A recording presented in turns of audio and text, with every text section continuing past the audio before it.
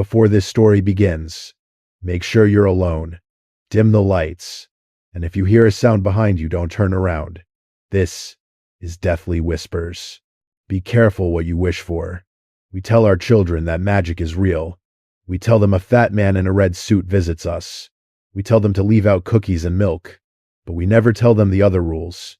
We never tell them what happens if you break the rules. We never tell them what else lives in the chimney. Some doors should never be opened. Some questions should never be answered. And some guests should never be invited inside. I learned this the hard way. I was only 7 years old. But the memory is burned into my mind.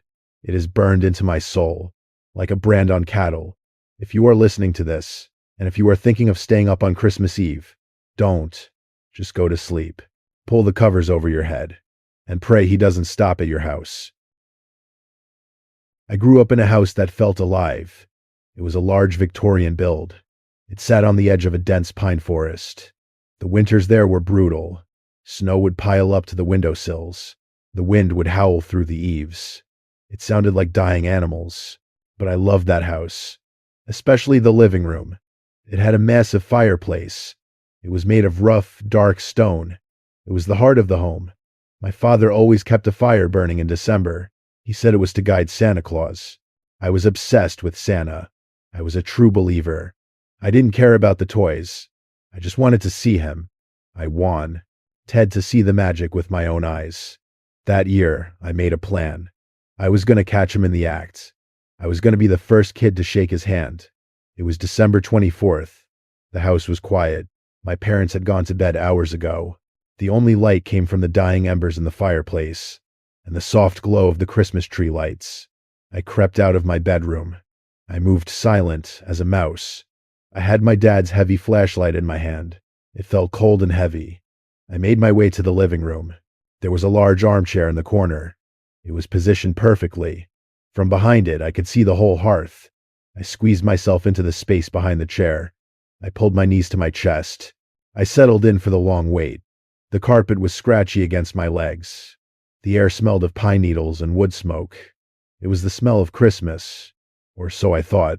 The grandfather clock in the hall ticked. Tick, tock, tick, tock. It was a hypnotic rhythm. I fought to keep my eyes open. The shadows in the room seemed to stretch. They danced on the walls, twisting, turning. I told myself it was just the tree lights. I told myself there was nothing to fear. Santa was good. Santa was kind. Santa was coming. Time lost all meaning. My legs began to cramp. My eyelids felt like lead weights. I checked my digital watch.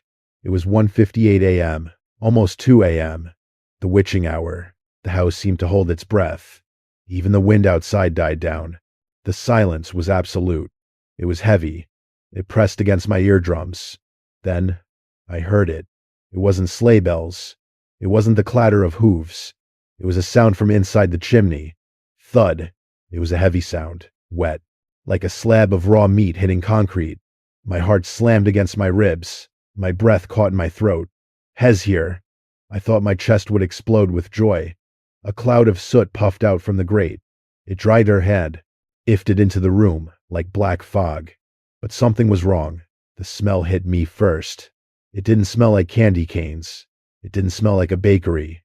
It smelled like rotten eggs. It smelled like copper, like old blood, and something else. Something like burning hair. I wrinkled my nose. I shifted slightly to get a better look. Another sound came from the hearth. A sliding sound, like sandpaper on stone. Something was dragging itself down. Something way too big for that chimney. I watched the opening intently. A hand appeared, but it wasn't a glove.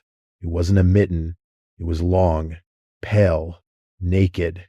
The fingers were impossible. There were too many joints in them. They gripped the brickwork. The fingernails were black and jagged. They looked like claws, or talons. I froze. Fear washed over me like ice water. This wasn't a glove. This wasn't Santa. Another hand reached out. It pulled. A body unfolded from the darkness. I used the word unfolded on purpose. Limbs bent in ways they shouldn't. Shoulders popped. Spine cracked.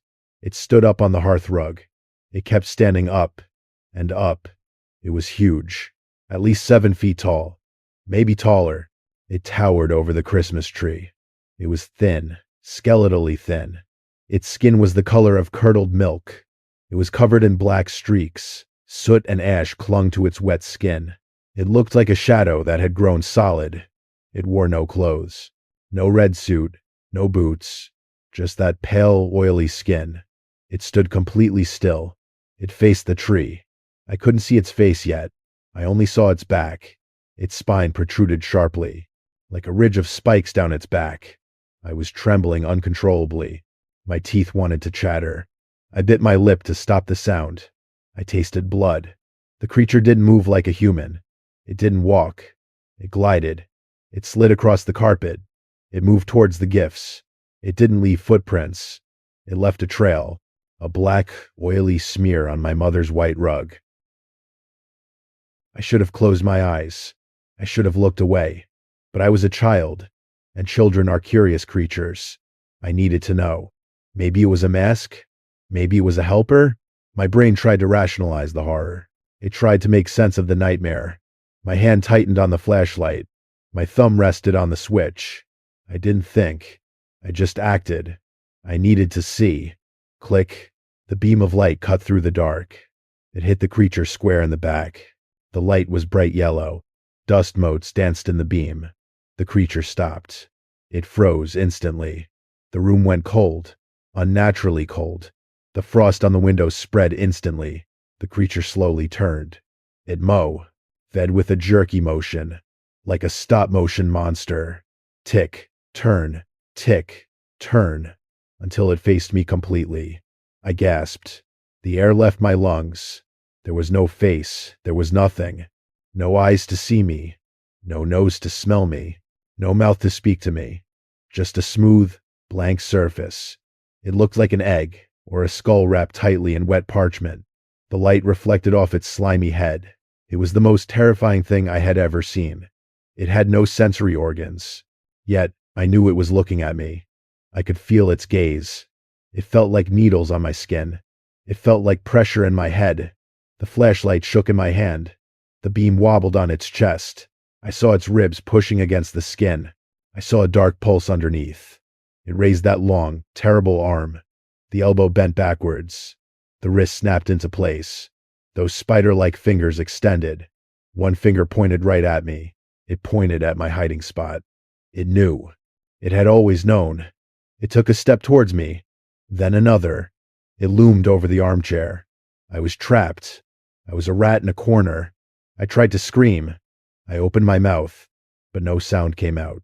The creature lowered its hand. It brought that long finger up to its face, to the place where a mouth should be. It pressed the finger against the blank skin. A gesture, a universal sign. Shh. The silence broke, but not in the room. In my head, a sound exploded in my brain. Static, white noise. It was deafening, like a radio tuned between stations, screaming at maximum volume. My vision blurred. The room began to spin. Colors melted together. Red tree lights streaked into lines. The black shadow expanded. It filled my vision. I felt warm liquid on my upper lip. A nosebleed. The static got louder, louder, until it was the only thing in the universe. Then, darkness took me. I woke up the next morning. I was still behind the chair. The sun was shining.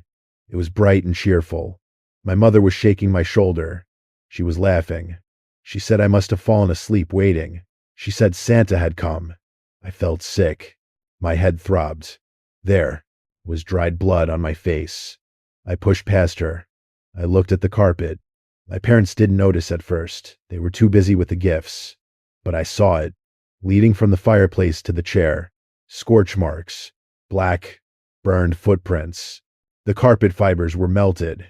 They smelled of ozone and sulfur. I pointed at them. My mother stopped laughing. Her face went pale. My father touched the marks. He pulled his hand back quickly. They were still hot. We moved out a month later.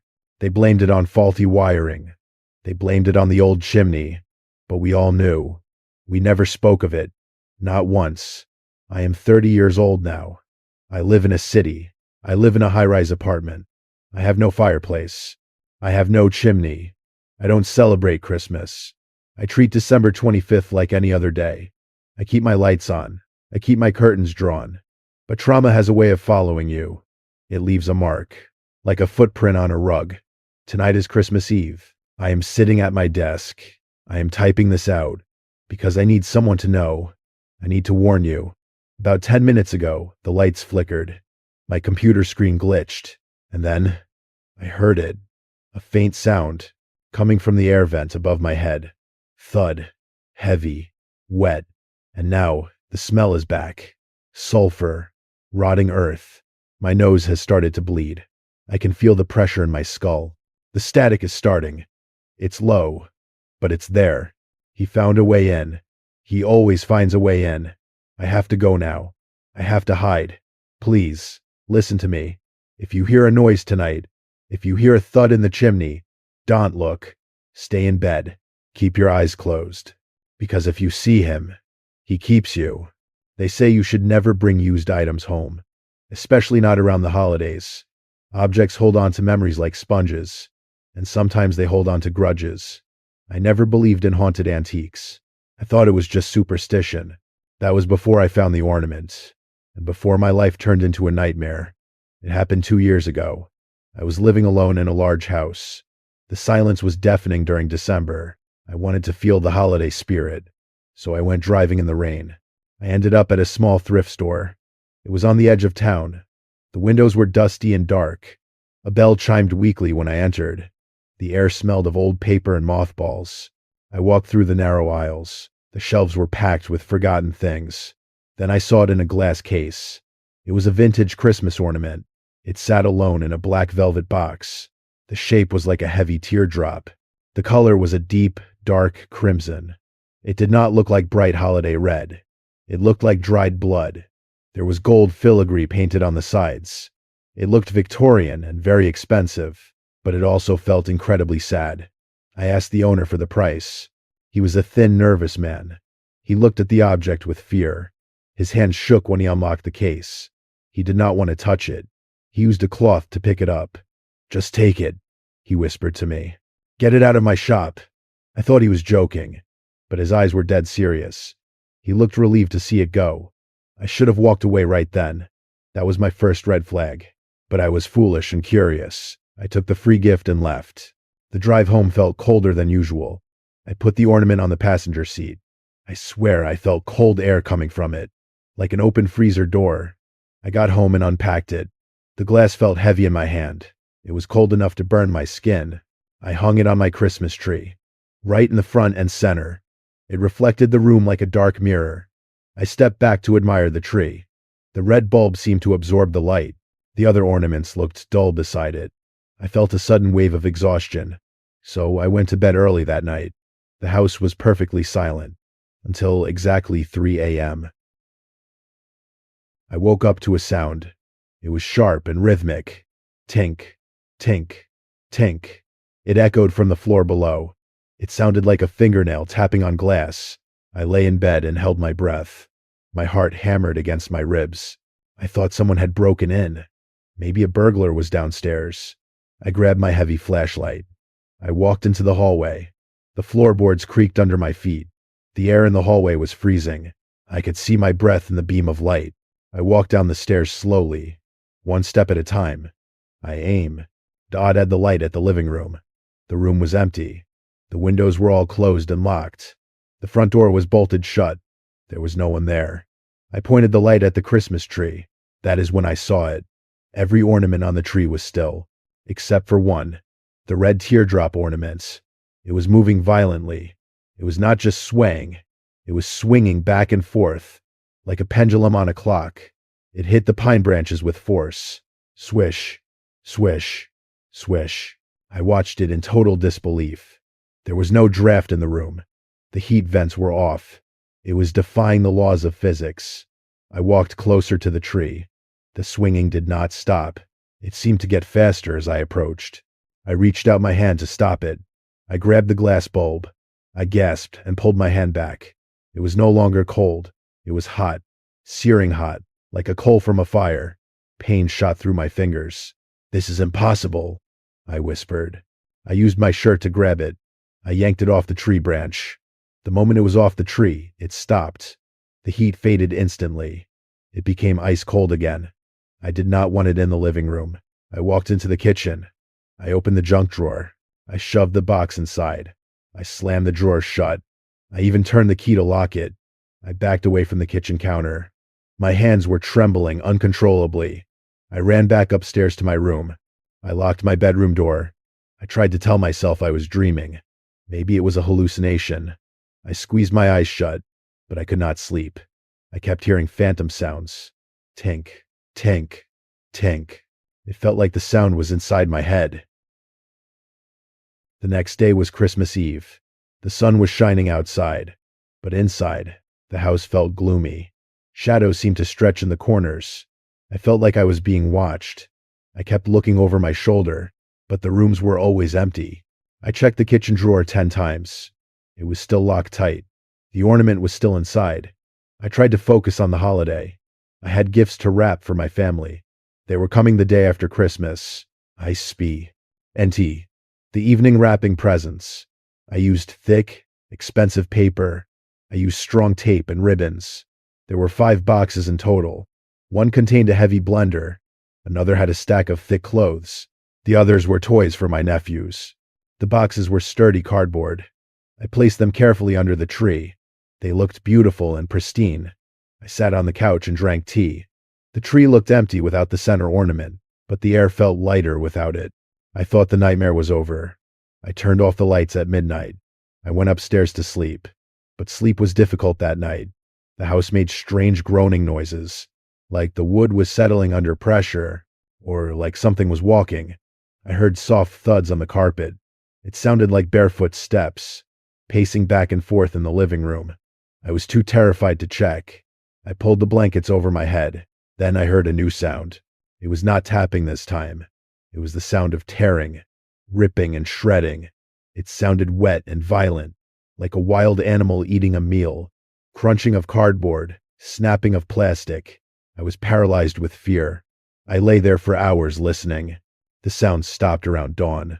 The silence that followed was heavy. I waited for the sun to rise fully. I grabbed a baseball bat. I crept downstairs to investigate. I was not prepared for the scene. I stood in the doorway and gasped. The living room was a disaster zone. It looked like a bomb had gone off. My first thought was a wild animal. Maybe a raccoon got down the chimney. But then I looked closer. The 5 gifts were destroyed, but not in a normal way. A dog would rip paper from the outside. A thief would cut the tape. These boxes were exploded from the inside. The wrapping paper was pushed outward. The cardboard was blown open. The jagged edges pointed out into the room. It looked like something had hatched. Something had burst out of the boxes. I walked over to the mess. I looked at the blender box. The heavy plastic pitcher was shattered. There were deep gouges in the hard plastic, like claw marks. But the marks were on the inside. The clothes were shredded to ribbons. The toys were twisted piles of metal. I felt sick to my stomach. The air smelled of sulfur and ozone, like burning electrical wires. I backed away from the tree. I bumped into the kitchen island. I turned around to look at the kitchen. My blood ran cold. The junk drawer was wide open. The wood around the lock was splintered. Something had forced it open from inside, and there on the granite counter sat the red ornament. It was standing perfectly upright. The hook was facing the ceiling. It looked triumphant. It looked like it was gloating. I stared at the crimson glass. I saw my reflection in it, but my reflection looked distorted. My face looked like it was screaming, and behind my reflection was something else, a dark shape swirling in the red glass. It was not just an object. It was a vessel, and whatever was inside was angry. It did not want to be boxed up. It hated being contained. That is why it destroyed the gifts. It hated anything that was closed. I knew I had to act fast. I could not touch it again. I grabbed a pair of metal tongs. I clamped them around the ornament. It vibrated in my grip. I could feel a low hum traveling up my arm. I ran to the back door. I kicked it open. I ran to the detached garage. We have an industrial trash compactor. I threw the ornament into the machine. I slammed the metal gate shut. I turned the key and hit the button. The machine roared to life. I heard the glass shatter. It sounded like a high-pitched scream. A human scream. I kept the button pressed down. I let the machine crush it to dust. I did not stop for 5 minutes. When I finally stopped, silence returned. The heavy feeling in the air lifted. The coldness vanished instantly. I spent the morning cleaning up. I threw away the ruined gifts. I told my family I had a pipe burst. I canceled the Christmas gathering. I could not have them in this house. Not after what happened. I am still finding pieces of wrapping paper, hidden in strange corners of the room. I thought destroying it would end it, and for a while it did. But you cannot kill a memory, and you cannot kill a grudge. Sometimes late at night, when the world is dead quiet, I sit in my living room. I listen to the settling of the house, and I hear it again. Tink, tink, tink. It is faint, but it is there. But it is not coming from the kitchen. It is not coming from the trash. It is coming from inside the walls. It sounds like it is moving, traveling through the pipes and beams. Whatever was in that glass, it is not gone. It is just free now. It is in the insulation. It is in the drywall, and I think it is waiting for me to bring in a new box, or waiting for me to close my eyes. So never buy used ornaments. Leave them in the dusty shops. Let them stay forgotten. Some things are cheap for a reason, and some prices are too high to pay.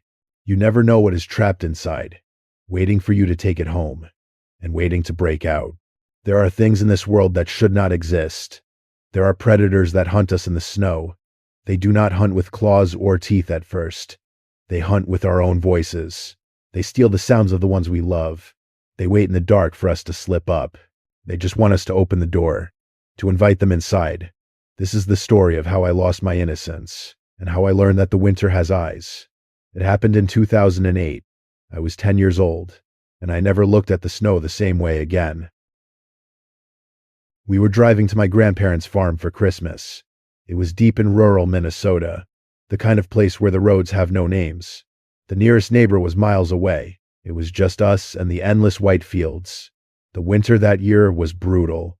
The snow was piled 5 feet high on the roadsides. The temperature had dropped to 20 below zero. My dad drove the old station wagon through the blizzard. The wipers slapped frantically against the windshield. We could barely see 5 feet ahead. It felt like driving into a white void. We finally arrived late that night.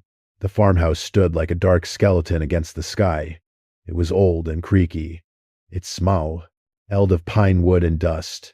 My grandparents were already asleep upstairs. The house was dead silent.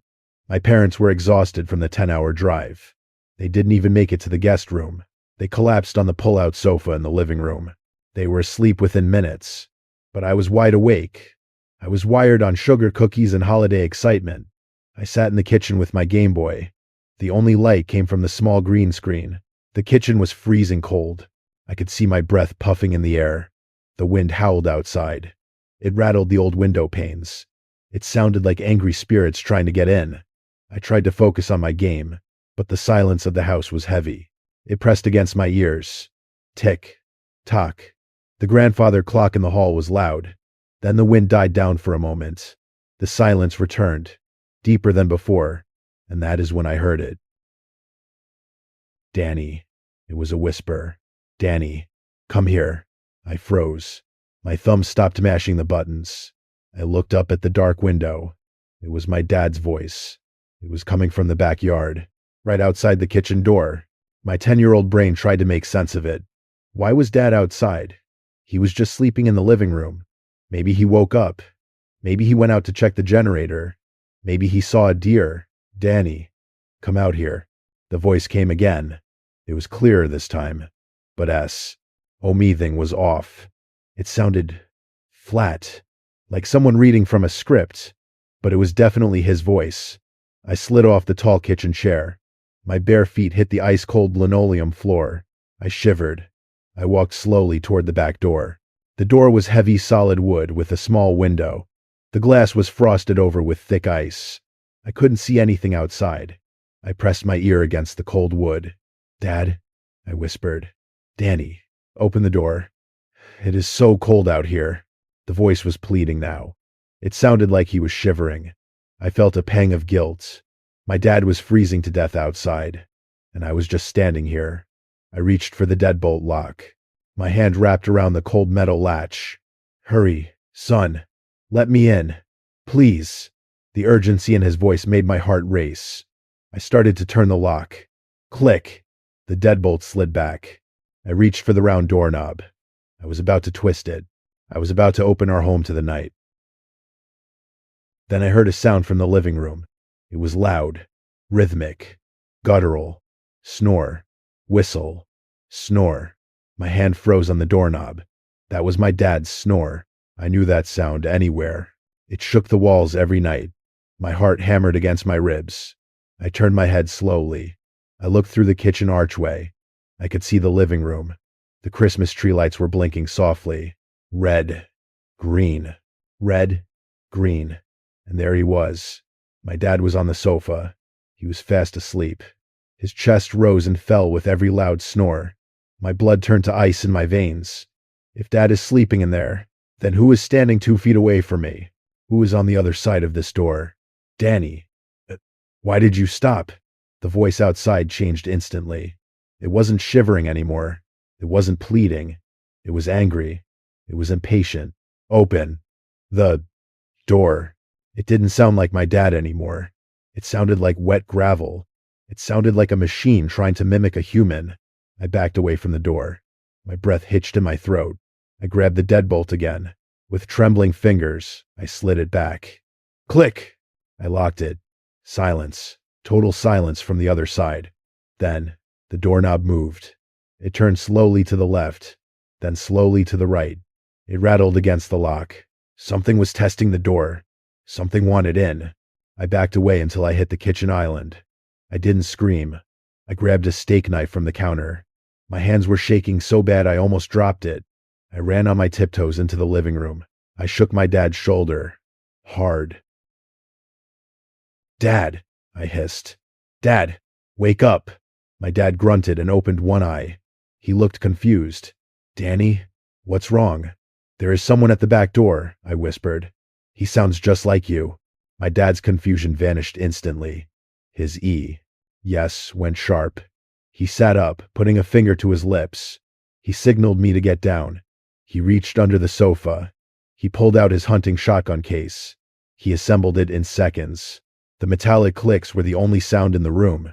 My mom woke up, terrified. Dad pushed us behind the heavy oak armchair. He crept toward the kitchen. He didn't turn on the lights. He moved like a ghost. I peeked out from behind the chair. Dad stood in the archway, aiming the gun at the door. Who is there? Dad's voice was deep and threatening. This is private property. I am armed. Silence. Then, the voice came back. But it wasn't Dad's voice anymore. Honey, it's me. Let me in. It was my mom's voice. It was perfect. It sounded exactly like her. But my mom was right next to me.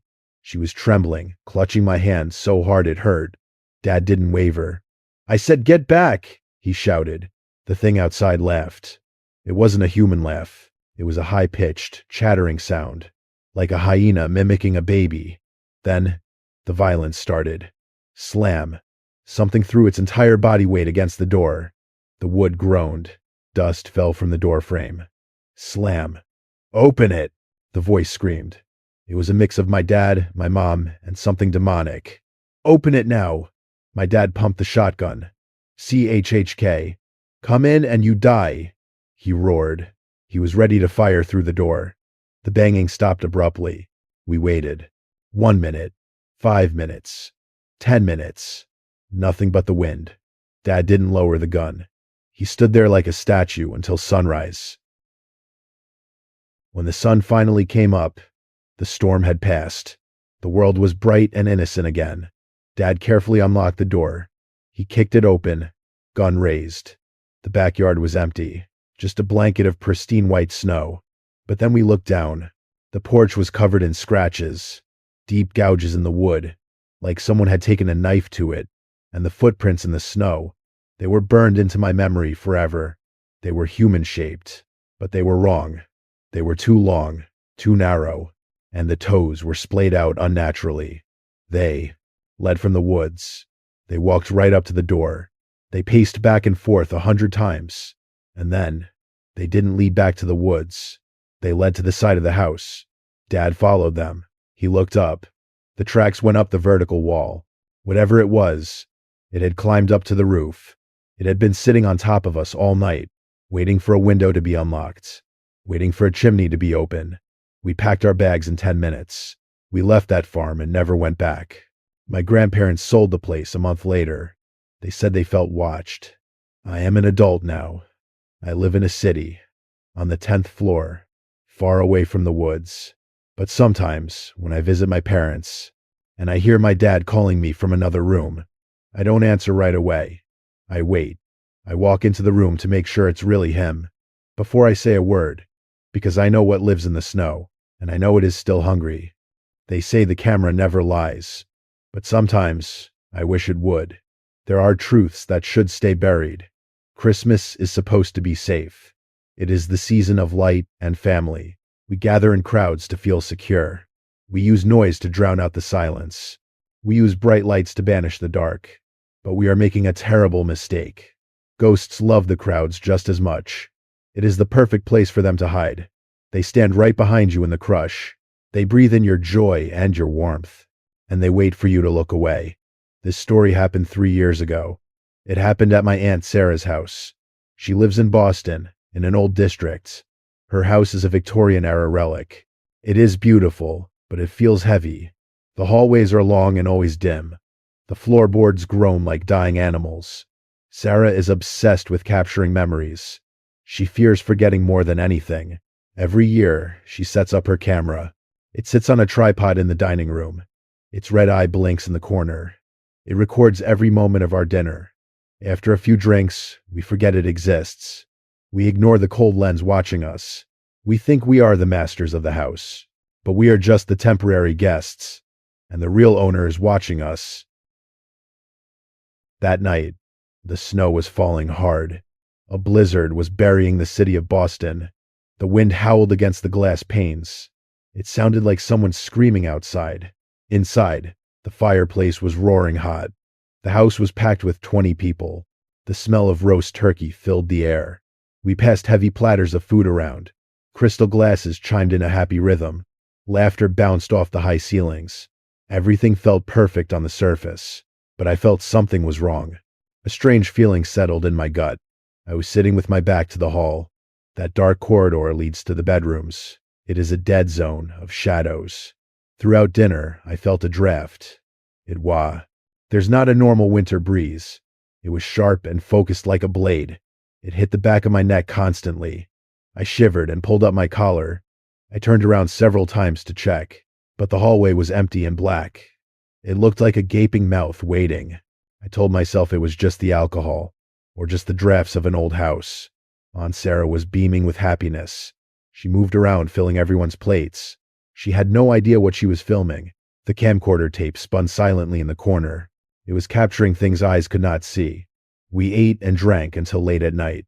Then came the chaos of opening gifts. Wrapping paper was torn apart wildly. Shouts of joy rang through the rooms. The noise level was incredibly high. I think the noise is what woke it up. We left around 2 in the morning. The house returned to its cold silence. I drove home feeling exhausted but happy, but I slept poorly that night. I dreamed of gray faces in the dark. A week went by without incident. I went back to my daily routine. The memory of the party began to fade. Then my phone rang on a Tuesday night. It was Aunt Sarah. Her voice sounded broken and small. She was sobbing uncontrollably into the phone. I could hear the terror in her breath. "You need to come over," she gasped. "You need to see the tape right now." I asked her what was wrong. She whispered, "It was inside the house." I drove to her place in a panic. The roads were icy and dangerous. My heart was hammering in my chest. I thought someone had broken in. When I arrived, her house was dark. Only the TV cast a blue light. Sarah was curled up on the sofa. She held a glass of whiskey tightly. Her eyes were swollen from crying. The TV screen was frozen on a scene. It was a frame from our dinner party. "Just watch," she said, her voice shaking. "Watch the hallway behind you." She pressed the play button. The footage was grainy and imperfect, but the faces were clear enough.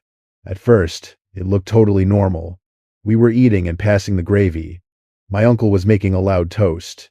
The audio on the TV was distorted. "Wait for the 20-minute mark," she said. I leaned in closer to the screen. I focused on the darkness behind my chair. The shadows in the hall seemed to shift. My stomach dropped like a stone. Something was forming in the black air. It started as a smudge of gray. I thought it was a glitch in the tape, but the smudge sharpened into a shape. It was a woman. She was standing deep in the shadows, but the camera sensor picked her up. She was wearing a long black dress. It looked like Victorian mourning clothes. The collar was high and stiff. The sleeves covered her hands completely. She stood perfectly still, like a statue. Her skin was the color of wet ash. It glowed faintly against the dark hall. Her eyes were sunken deep into her skull. They were two black voids of nothingness, and she was staring right at us. She was watching us eat our food. Her expression was pure, concentrated rage. It was a look of absolute hatred. I felt sick just looking at her face. "Who is that?" I asked Sarah quietly. "Nobody knows," Sarah cried softly. "She wasn't invited. She wasn't there." We watched the woman on the screen. Her mouth began to move rapidly. She was muttering something fast and angry.